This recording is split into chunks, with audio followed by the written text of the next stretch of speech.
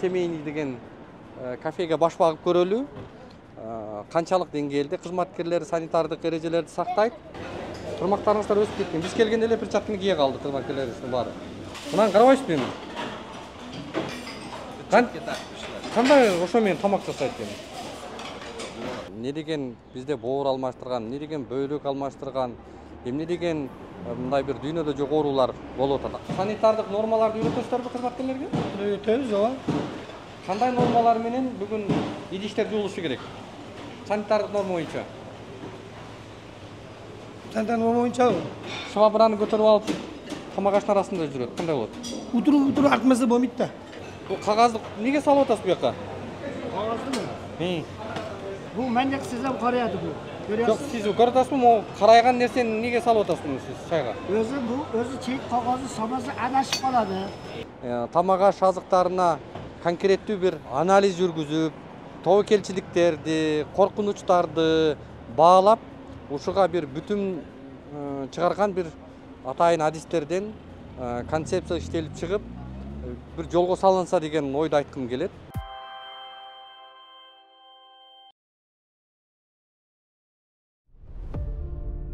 Урматтуу туугандар, мен азыр Техноплаза дүкөнүндө турам. Эгерде сиздерге тиричилик техникалары кызык болуп аткан болсо, анда мага көңүл буруп турсаңыздар, баарын сиздерге деталдуу көрсөтүп берем. Мына өзүңүздөр көрүп тургандай, бул жакта кер жуучу машиналардын түрлөрү, дүйнөлүк бардык брендтин формаларын, көлөмдөрүн жана сапаттарын тапсаңыздар болот.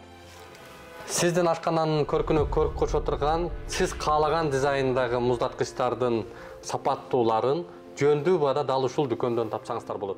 Ошондой эле үйүңүздү жаңы бүтүп, заманбап духовкалардын түрлөрүн издеп аткан болсоңуз, дал ушул Техноплаза дүкөнүнө келүүнү сунуштайбыз.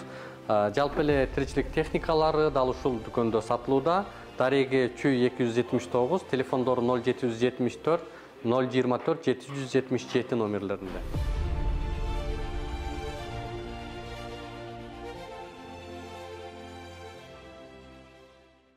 Урматтуу Москва шаарындагы мекендештер, Ваш стоматолог клиникасы сиздер үчүн жакшы мүмкүнчүлүктөрдү түздү. Клиникада стоматологиянын бардык кызматтары көрсөтүлөт. Терапия, гинекология, урология бөлүмдөрү, анализ тапшыруу, УЗИ жума бою дем алышсыз саат 9-дан 21:00-га чейин иштейт. Клиника заманбап жабдууларды орнотуп, тажрыйбалуу такшалган дарыгерлер менен толукталган. Менин катталуучуларым үчүн 20% арзандатуусу жана рентген консультациялары акысыз. Ошондой эле ишемби күндөрү УЗИ, жекшемби күндөрү терапевттин кабыл алуулары акысыз. Дареги Лухмановская метросу, Светозерская 32. Саламатсыздар, урматтуу көрөрмандар. Мен азыр Ош шаарындамын. Бизге келип түшкөн кайрылуулар, бизге келип түшкөн маалыматтар боюнча өзгөчө ушул тамак аш коопсуздугуна байланышкан маселелер жаралып атат. Дегеним, негизи мен Ош шаарына жалпы эле Кыргызстан боюнча ушул тамак аш коопсуздугу абдан актуалдуу, абдан маанилүү десек болот. Эмне үчүн дегенде, бул тамак ашка байланышкан маселе бүгүн анын алкагында бир канча оорулуулар, адам өмүрүнө, ден соолукка коркунуч жараткан жагдайлар саны арбып баратат. Эмне деген бизде боор алмаштырган, эмне деген бөйлөк алмаштырган, эмне деген мындай бир дүйнөдө жок оорулар болуп атат. Анын негизги себептеринин, факторлорунун бири, негизгилеринин бири ушул тамак аш маселесин дарыгерлер дагы четке какпайт да. Азыр мен Оштомун. Ошко келип, дайыма эле Ошко келгенде ушул өзгөчө ушул тамак ашка байланыштуу маселе болгондо, тамак ичкенде, кайсы бир жерге бир тамактанганы киргенде абдан кыжалат болом да.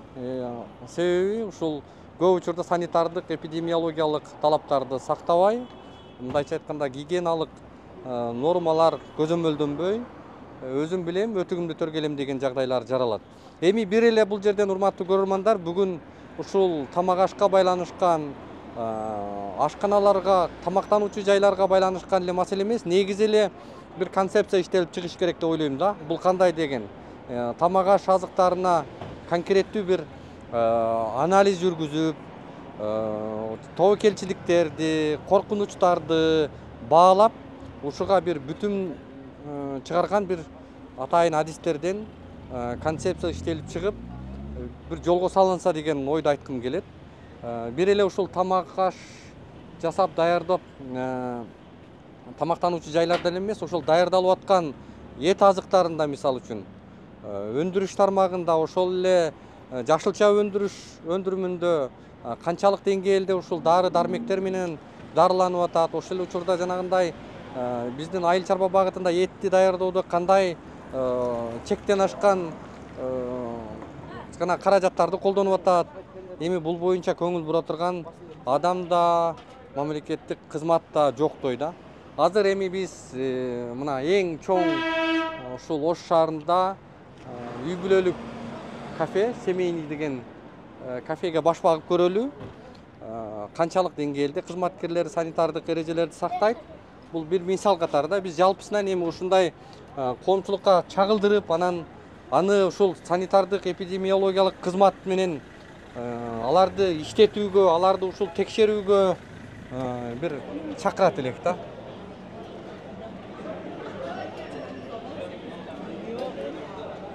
Мына киргенде эле мисалы бул жерден баштап, босогодон эле баштап коелу мына. Бул кимдин кол кабы мисалы. Биз эми жалпы тамактануучу жайга кирдик азыр. Мына биздин келгенибизди көрүп, бул жака швабраларды көтөрүп тазалык кызматы эми ошол тамак аш жасалып аткан жерде аралашып жүрөт да. Мына өзгөчө кайнатма тамактарга дагы көп себептер айтылат. Мисалы, могу карасаңыздар, азыр канча саат кайнады. Эртеден кечке ошол жанагы печканын үстүндө кайнай берген тамактын сапаты кандай болот да? Ал канча саат кайнап турат. Көп кайнатылган тамак бул тамак ашка, адам ден соолугуна коркунуч жаратабы, бул дагы чоң суроо. Кол каптарды кийишкен. Бул жакта сүрт. Бизде ушул тазалык маселеси качан келип бирөө айтканда, текшергенде гана кыймыл башталат да. Антпесең, бул кагазды эмнеге салып атасыз буяка? Кагаздымы?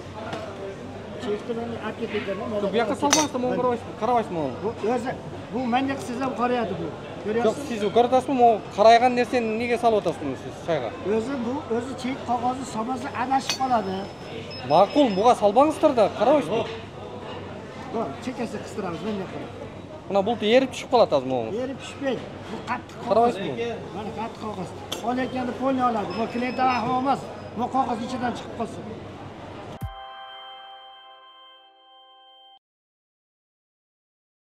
Урматтуу Москва шаарындагы мекендештер, эгерде каттооңузду жаңылоо маселеси жаралып жаткан болсо, биз сиздерге Ахмат аттуу ишкерди сунуштайбыз.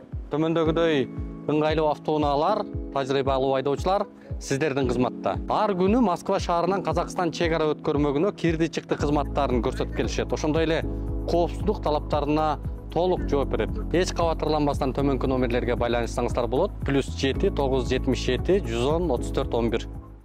Урматтуу Москвадагы мекендештер, Кыргызстанга жүк салууну каалап, бирок кимден жиберүүнү ойлонуп жаткан болсоңуз, биз сиздерге ишенимдүү ишкерди сунуштайбыз. Бул ишкердин аты жөнү Зайырбек Маматкаримов. 12 жылдан бери иш алып барган командасы сиздин аманатка кыянаттык кылышпайт. Кыргызстанга салган жүгүңүздү күндүн аптабына же кыштын ызгаарына калтырбастан атайын жүк сактоочу кампасы Бишкек шаары Профсоюз көчөсү 38/1 дарегинде жайгашкан жүктү Москванын бардык жеринен өздөрү алып кетет. Алган жүктү Кыргызстандын 7 дубанына жеткирүүнү да кепилдешет. Кыргызстанга жумасына 2 машина жиберилет. Жүк баасы көлөмүнө жараша 500 рубльдан өйдө баланат. Дареги Нижегородское метросу, Перовское шоссе 9, строение 7. Байланыш номерлери +7 926 788 70 70. +7 929 624 63 64. Assalomu alaykum. Alaykum assalom. Qandaysizlar? Yaxshimi? Assalomu alaykum. Aytganingiz bo'lsin, qandaysizlar? Жақсы. Ne oldu aka? Ешнәрсе? Sizge ne oldu? Ya biz просто men de şey işteyim de. Bizge жетексіз керек эле. Ha, jetekçi so'qmaydi hozir. Қаяқта? Ya, Қаяқта? ishxonada emas da, yo'qda. Шаардабы? Ооба. Келатабы? Bilmayman, men chog'gan jo'qman biroq. Сардор ким? Sardor aka o'shanda u ham jetekchilardan. Sizchi? Biz bloger. Kim? Bloger. Ha. Bu yoqda ishlaysizmi? İşteyim.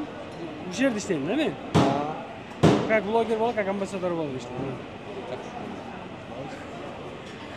Shuga, So'rovlarimiz bo'lsa, usul kafega ambasadorsiz bu. Акыбалды көрүп атасызбы? Ооба. Болушунча эми үстүндө иштеп атабыз. Жакшытар. Жақсы екен, қандайсыз? Жакшы, рахмат. Жақсы екен. Сардар ака керегиле. Әкем оз жоғырды, бір иши білен кеткен екен. Сиз ким болосуз? Мен деле шериги болом. Чугушта жейбиз. Ээсиби? Жоқ, шериги. Ушул жакта админ болуп иштейбиз. Администраторбу? Ооба, ошондой нерселер болот. Атыңыз ким? Мурабытжан, Улукбек, тааныйм экен. Бабуржан ака, бир-эки жагдай тамак ашка байланышкан маселе абдан кызык кыжалат кылып кетти да биздичи. Эми өзүбүз жеп аткан тамакты мындай санитардык нормаларды талап кылуу менен жесек, жөн эле жеп кетпестен мындай карап, кандай жасап атат, санитардык нормалар сакталып атабы? Бул коопсуздук маселеси маанилүү да. Билесиз да, канча адам бүгүн операция болуп атат, канча адам кандай ооруп атат. Анан алдын алып канча адам онкологиялык ооруларга чалдыгып атат. Канча мына 40-50 миңге жакын киши бүгүн гепатит менен ооруп атат экен. Эми бул ойлоно турган маселе да. Ошого биз азыр ушу тамак ашка байланышкан маселени чагылдырып атабыз. Ооба. Бизге азыр Сира көрсөтөйүн. биз сыйра көрсөтүп бербейсизби? Макул аке. Жүрүңүз сонда. Бар жок жакшы эле, Кудай кааласа. Иште болуп калат эми кичине. Көз билеси улук экен. Акыркы жолу санитардык эпидемиологиялык кызматы качан келди эле? Немеде келди эле? Я, Немеде? келсеңиз бу жерден сүйлөшөлү. Качан келди эле ошол санитар? Орозодон алдын. Я. Орозодон кийин деле, Орозодон алдын келди. Орозонун астында текшерип кетти. 1 ай болуп турду, э? Не эскертүүлөрдү берди? Полный хлор неме кылат, себет тазалайт. 3-чү этаждан баштап полный баягындай хлор мененчи эжелер келип менде де видеосу бар. Өзүңүздөр неме кылабыз? Сиз бул жакта системаны өзүңүздөр жолго салгансыздар да, э? Ооба, Канча кишини жумуш менен камсыздап атасыздар? Буяктабы 100 киши бар. Санын билбейсизби? Ошондой да Кудай кааласа. Ар ким мындай болуп калат. Ошо бул жолду канча киши 100 жумуш менен камсыз болуп атат? Болот 100 киши, 100 100 киши иштейт күнүнө. Болот. Ар кандай кызматтарда, э? Ооба, дейм 80-100 болуп калат. Канча официантка бар? 20 официантыбыз бар. 20 официант. Дем ночь болуп иштейт аке. 20 күндүз, 20 түндө. Жок, 10-10дан. 10 эле иштейби? 10-10дан иштейт. Ушул чоң мекемеге Жок, общийби? официанткалар. Ооба, бул 20 иштейт. Так санын билбейсизби? Жок, мындай да. 20 ден иштесе, 15-20. Ночь эле иштейт. 40 кишиби ошондо? Ооба, иштеп калат да. Эми мындай ачыгын айтпайсызбы, канча киши иштейт? Ооба. 40 киши. Немесин? Официантка канча киши? 40 болуп калат. 30-40 болуп калат, ооба. 10 болбой калат, эң туура сүйлөп атабыз. 10 киши болбой калат. Сону айтам да. Ооба. 40 киши ошол Жумуш менен биз камсыздайбыз да. официант болуп иштейт. Ооба, иштейбиз. Канча киши повар сиздерде? Каякта, буяктабы? Повар деле ушундай. 40бы? 40 болсо эми ошондой 40-30 чыгып калат. 80 киши уже эсеби чыгып атат. 100ге барып калды. 40 повар болуп иштейби? Поварбы? Повар деле ошондой.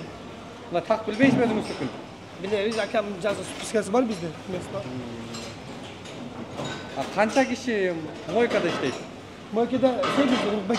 8? 8. 8 киши иштейт, э? Канча киши повардын жардамчысы?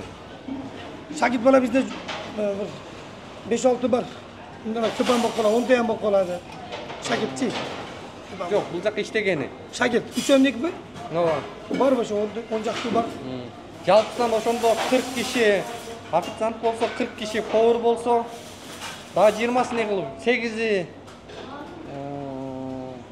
идиш жууса, дагы кайсы кызматтарды кылат? Баягылар бар, идиш кызмат, сервировкачы. Канча киши пол жууйт? Ошолор бир, улар бир 8 бар ул деле. 8, 6-8 болуп калат. Дээрлик 100 киши чыкты, дагы кайсы жактарында иштейт? Биз сени көрөйүк мына. Көрүң. Мындан деле көрүң. Тамак аш даярдагандарчы? Ошолор да поварлар да ошолор. Өздөрү даярдайбы, э? Халат алып берем же, нормал.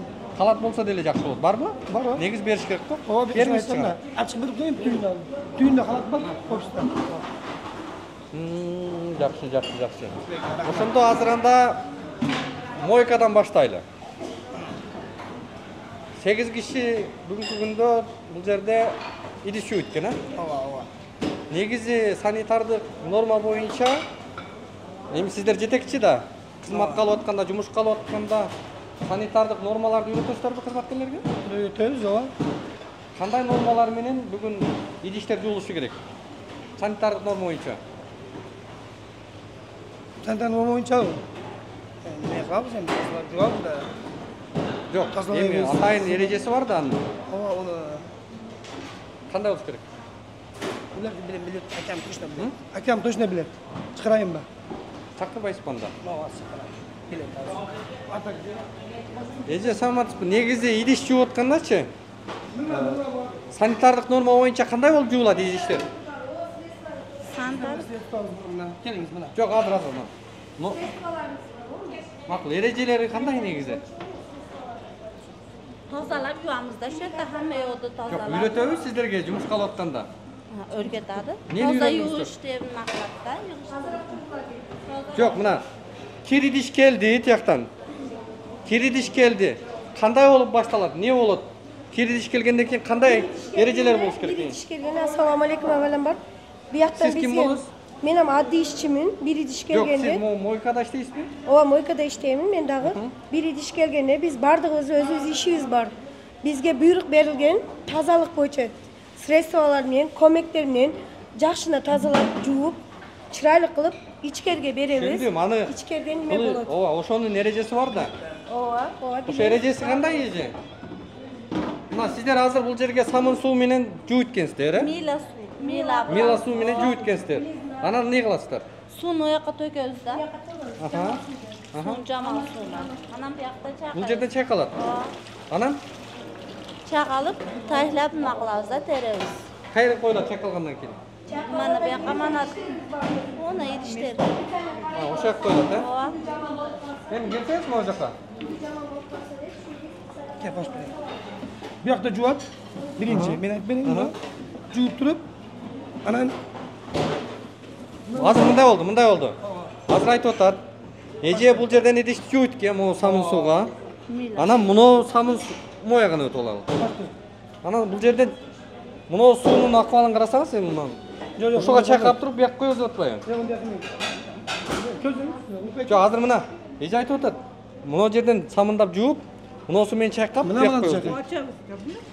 Жок, мунуга чайкап атпайсыздарбы? Kim adam çakın? Şimdi videoda cevap polisi yaptı bunlar. Kamerayı tartkensiz iki cevap. Bana bunu kuruk bekle. Aha. Bana da cevap. Bana cevap. Bana sıkıntı sıkıntı. Kaynak. Cevap. Çay kayıp. Bana kadar da var. Кайсы жака чайкайт? Su mu ne? Кайсы жерден чайкалат? Bana çakın. Bana cevap. Ben sıkıntı. Негизи мындай нерсеге чайкалбаш керек кал. Buna kaynakta. Жок, карасаңыз, муну Kaynak suyundan mı var? самын сууга канча чайкап атасыздар? Tamam mes. Bana himikat tuz var biz bundan. Himikat bana cevap et bana. Palni cevap ne yapalım? Buna su mu? Buna kaynak suyu var. Bu kaynak suyu var. Korkuyor. Bu kaynak suyu. Бул чайкалгандагы суу азыр. Çaykavi çakalmıyor. Böyle aç vereyim benden. Aç vereyim. Aç vereyim bana. Кайсы средстволор менен жууп атасыз? Himikat tuzdan öyle himikat. Geçti. Adamga ziyanı yok. Adamga ziyanı yok. İlk öteki yok. Сертификаты барбы? Бар. Кана сертификат? Baldı bal temele koy. Temele koy baldı. Жок, мындай шартта, мондай жагдайда эч качан санитардык талаптарга ылайык келбейт моңуздар мисалы. Кантип келет могу? Чараларга салып алып эле самындап чагып барып чайкап коет. Mıla. Ошо мыла менен жууп эткенсиздер да? Mıla. Mıla ne diyor? Эми мына ушулар менен жууп эткенсиздер. Hemen çaykal. Бул эң жанагы базардагы Yok. эң арзан, баягы эң арзан, эң сапатсыз ушулар да. Жақшылау. Мына ушу менен жуулат, анан эртең бооруу, бөйрөк алмаштыруу деген жагдай ушуна жаралып атат да. Санитардык норма боюнча могу жерде азыр швабраны көтөрүп алып камагаштын арасында жүрөт. Кандай болот? Утуруп артмаса болмойт да. Муздаткычтарда эрежелер кандай сакталып атат? Жашыкчалар менен эт азыктары чогуу турат мисалы. Gel bak. Yok ben de Yetten bana. Жақсы bizi taza yetişti özüm kendine. Gözle güzel olur. İkisi de gidip.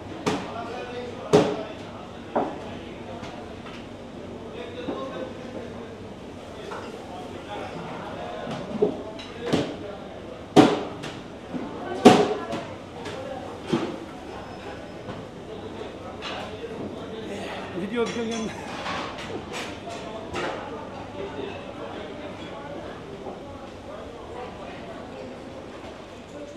Biz eң көңіл бұра тұрған ең негізгі жер ушул жер да. Ушул жанагындай чала чайкалган идиштер. Bunlar ne? Булар эмне? Ya bu biz bilmiyoruz. Suyu ısıtağımızda şundan.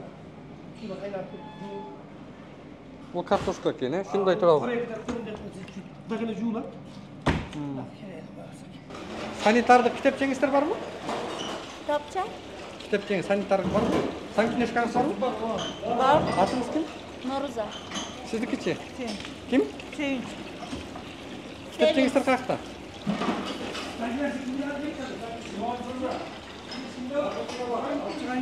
Ооба алып чыксаңыз. Санитардык китепче баарында барбы? 100 кишиде. O barında var.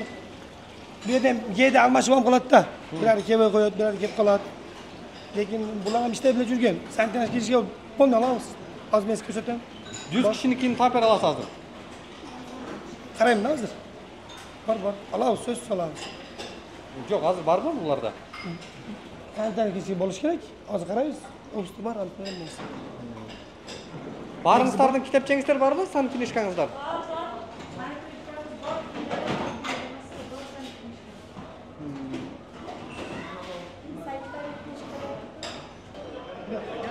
Yok burada gel.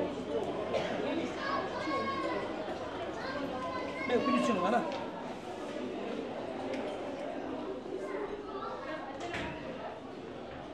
Сиздер жумушка алганда ар бирине санитардык нормалар боюнча окутасыздарбы же? Азыр билбей атышпайбы? Кантип идиш жууйт экендигин, идиш жуунун эрежеси, тамак сактоонун эрежеси деген нормаларды. Sanki ilişkiler, haber ilişkileri böyle yaptık. Kadar. Kadar kim? Yok mu hazır? Kesin haber alırız. Ne eкен? Nime? Gelip kendi alırız. Hakem o külüş kalacak o ken. Каяктын күлүчү? Буяктынбы? Ofistiki. Офисиңиз каякта? O beyakta. Каякта ошол? Gelip beyakta. Жүрүңүздөрбү? Gelip hazır. Aytıp koydum hazır. Ачык эле болуп турбайбы? Var mı? İşte kendi. Onlar 30 tas. Kaç tas? 30 tas. Beğen işi. Kaç Türkiye? Сиз эмне кызмат кыласыз буякта? Мына могу жерде төлөм жүргүзүп атасыз. 24-жылы майда төлөнүптүр. Төлөм жүргүзүп 931 сом. Продление кылыпсыздар. 24-жылдан бери майдан бери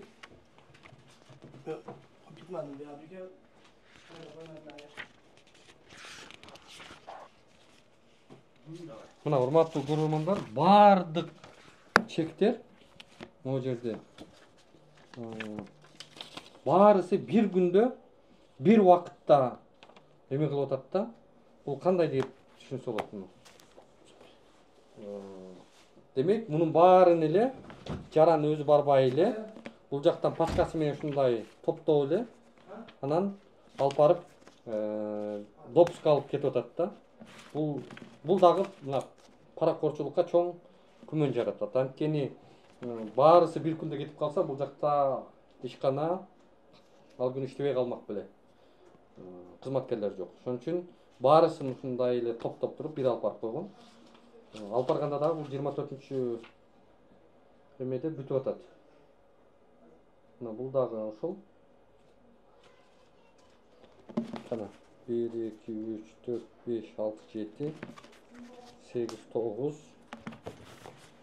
10 11 12 13 14 15 16 17 18 19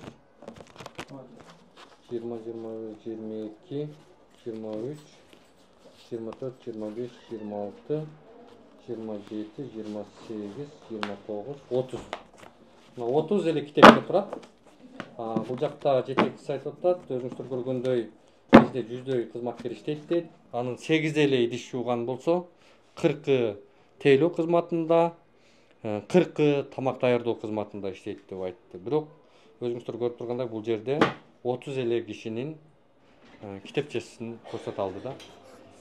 Бул жагдай кандай болот? Ага саламатсыздарбы? Кандайсыз? Улубек, жакшысызбы? Жакшы, шүгүр. Сонуктанбыз иштериңиз. Сардар ака сизби? Ооба. Баятан бери сизди айтып атышат. Мен бир жерге кеттим эле келдим. Эми биз азыр Ошко келген сайын ушундай кыжалат болобуз да. Тамак ашка келгенде абдан мындай жийиркеничтүү жагдайлар көп болуп атат ашканаларда. Биз сиздерди эле ушундай Ош боюнча семейный кафеси эле дебейбиз. Тамактануучу жайлардын 99% дээрлик бүгүн санитардык талаптарга жооп бербейт. Бул боюнча эми иш кетиш керек. Сиздер дагы жолго салышыңыздар керек. Санитардык кызматтын өкүлдөрү дагы иштеш керек. Алар жөн эле жатып айлык алып отурбаш керек. Ооба, иштеп атат, алар жакшы иштеп. Акыркы жолу качан келип текшерди сиздерди? Биз өзү Орозо айтка иштебедик. Кеч ачтык. Одон бурда плановый, годовой неме болгон. Канчасында? Проверка. Азыр немеси бар. Качан келгенин билбейсизби? Жылына бир эки эле жолу келет алар келсе. Жок, 2 жолу келип бизге бир кварталда постоянно эле 2 же 3 жолу келип турушат. Бирок плановый проверка 1 жылда 1 жолу болот. Ооба, биз плановый постановление менен өзү 1 жылда 1 жолу болот. 2 жолу болот бизде плановый. 2 жолу, неме менен 1 жолу эле болсо керек. 2 жолу болот. Санитардык нормага предписание менен. Анан сиздер келгенде бир претензия кылдыбы? Ооба, претензия кылдык, чаралар көрдүк, штраф төлөдүк, обязательно порядок. Штраф 24.000ден 2 жолу. Демек 2 жолу штраф төлөп дагы санитардык норманы өзүңүздөр мындай өзгөртүңүздөр келбейби? Жок, биз өзгөртүп аракет кылдык. 2 жолу төлөгөндө бул сабак болуш керек болобу дейм да, эгерде. Азыр санитардык нормабыз начар экен. Сиз киресизби өзү кухняга? Ооба, кирип турабыз, карайбыз. Санитардык норма боюнча анда бир кызматкерлерге санитардык окууларды өткөзөсүздөрбү? Ооба, өткөрөбүз. Конечно, Биз даярдайбыз. азыр идиш жуучу бөлмөсүнөн эле башпагалы, ошондон сүйлөшөлү анда. Процедурасы кандай? Идиш тазалоонун нормасы, санитардык талаптары. Кир идиш келди. Эмне кылат? Идиш келди, ону биринчи тазалайт кирден. Кандай ложка менен тамактын калдыктарын алыш керек? Специальный ложка менен. Кандай кашык ошол? Специальный баягындай деревянный ложка болот, пластмассовый ложка болот. Барбы ошол азыр? Бар. Азыр көргөн жокпуз аны. Иштетпептир, значит, көрбөгөн болсоңуз. Бармы ам жерде? Бияка коюп койгонсуздар бизди. Бул жаңылары берип турат. Шулар берилет, будан кичинерээктери бар. Азыр эме кылбайлы, жүрүңүз. Санитардык нормаларды ошол идиш жууган жердеги 8 кызматкерге үйрөтүп койбойсузбу? Айтып койсоңуз болобу? Азыр көрсөт. Азыр жок экен могу. Значит, Ушуну алып туруп азыр айтып кое аласызбы? мен сиз кеткенден кийин айтып деп чүтүрүп кой. Сиз уже карап чыгыпсыз. Жок, азыр бир дагы көрүп койбойлу, сиз көрө элек экенсиз мындай. Мага сурап үйрөтпайсызбы? Санитардык нормалар туура келбейби экен депчи. Жок, сиз кирип чыгыпсыз да. Мен Мен сразу эле бияка кирдим. Эми туура аракет кылып атабыз. Сиз айткан туура. Мисалы эми бул ишканада эртең менен саат 5те иш башталат. Эгер саат 5те вдруг эми неме болуп келсеңиз, бардык санитарный нормаларга 100% жооп берет. Эми түшүнөсүз, иш башталгандан кийин бизде адам Сиздер кечтен бери иштебейсиздер дейм. Сиздер Ош шаарындагы эң салмактуу ашканалардын бири экенсиз. Популярдуу ашканалардын бири экенсиздер. Ооба, сиз айткандай все время санитардык нормалар талап берип, таптаза болуш үчүн ол эми кандай мындай айтканда кичине кыйыныраак маселе экен да. Себеби бул жерде отдельный бир адам ошол адамдын үстүнө карап туруш керек экен. Бул постоянный оборот болуп, адам кирип, идиштер непрерывно келип турат. Биз аракет кылабыз, эми постоянный ошондой таптаза туруш үчүн өтө кыйыныраак маселе. Бирөөнү- Бирок аракет кылып атабыз. Bir adisти, эми bir adistin айлыгынан жанагындай кызганбай эле bir adisти алып, сиздер эми күнүнө канча киши келет бул ашканага, кафеге?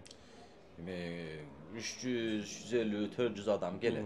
Дээрлик 400 киши келет экен. 400 киши bir күндө тамак ичет экен. 450 киши ичеби же bir келгенде 400бү? Жок, общий потокто айтты. Бирок поток андай болушу мүмкүн эмес го дейм. Неге? Менимче 1000ден ашык киши тамак ичүүдөй сиздер күндө.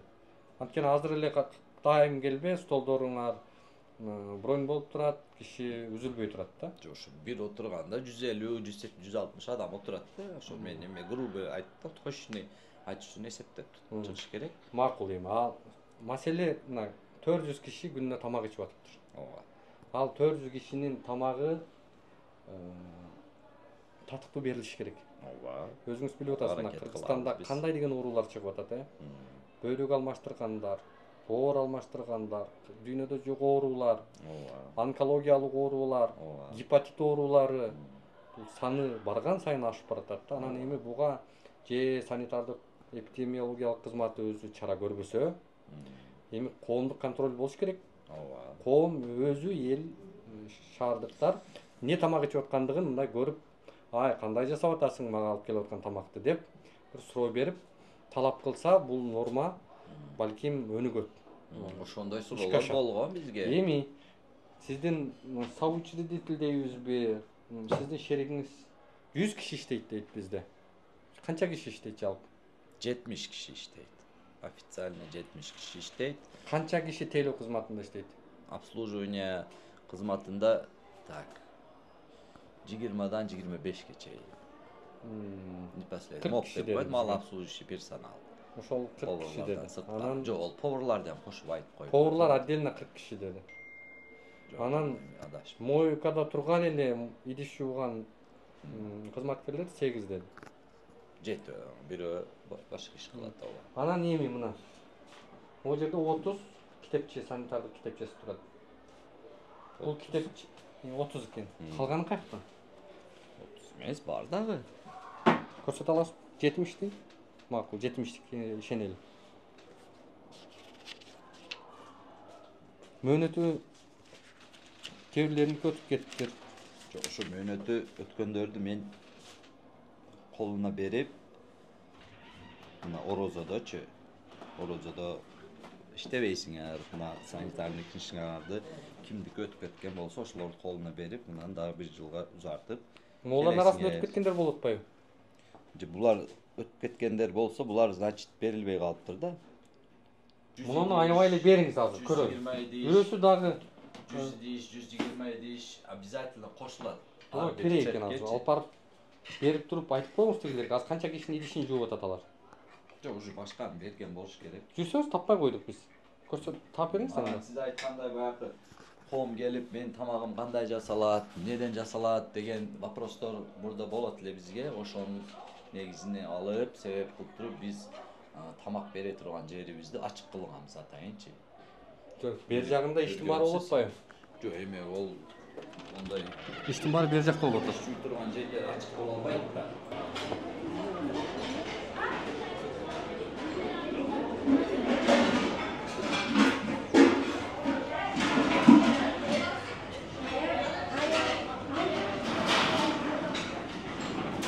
Мынакей. Шуга кандай деп айтасыз эми? Ушундай жуулуш керекпи бул? Бул разделочный работа первоначальный. Азыр моуну алыңыз, чоңуз. Ким тазалайт моуну? Алсаңыз. Мон менен тазалайсыз, ар доим.